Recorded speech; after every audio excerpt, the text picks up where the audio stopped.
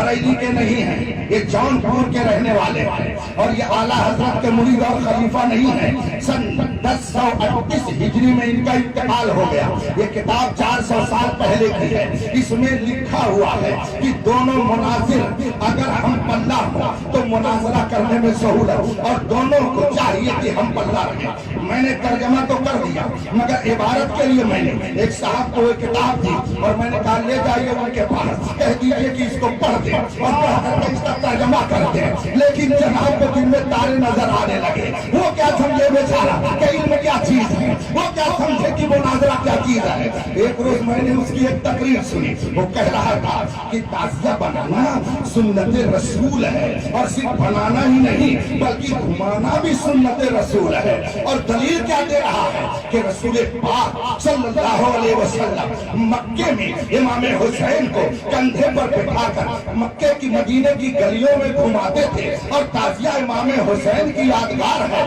تو اسے بھی گلیوں میں گھمانا یہ رسول پاک کی سنت ہے۔ اس لیے کہ حضور نے امام حسین کو مدینے کی گلیوں میں گھمایا، تو ہم اگر ان کی یادگار تعزیہ کو گھمائیں تو یہ رسول پاک کی سنت ہے۔ مارے گھٹنا پھوٹے سر جب اس نے یہ تقریر کی، اس کے ماننے والوں میں نعرے حیدری، سمجھ میں بات آ گئی۔ وائس بے نیاز بھی جاہل مطلق ہے، اور ان کے ماننے والوں کا بھی وہی حال ہے۔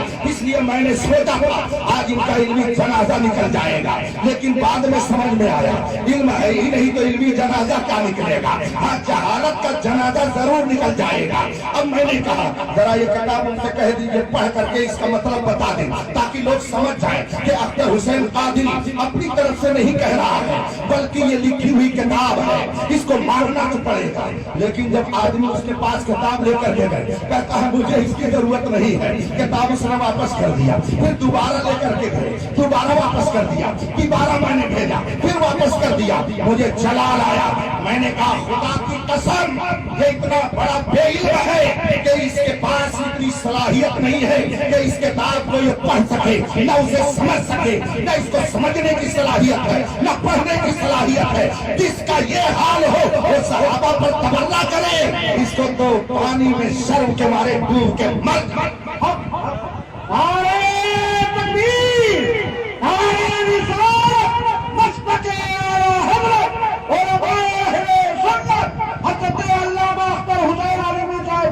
اور اس کے بعد پھر جب بہت جھجوڑا کہ سند دکھاؤ بھائی، سند دکھاؤ، تو بہت جھجوڑنے کے بعد جوش میں کہتا ہے یہ میں بھی سند لے کر آیا، لے جائیے ان کو دکھا دیجئے۔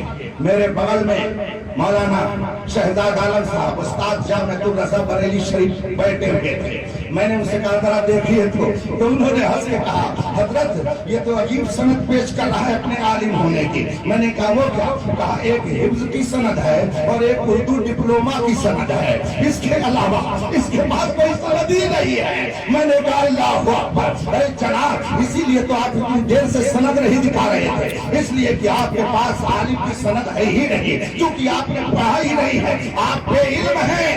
بے علم سے مناظرہ کرنے کے لیے اختر حسین نہیں ہے، لاؤ کسی علم والے کو۔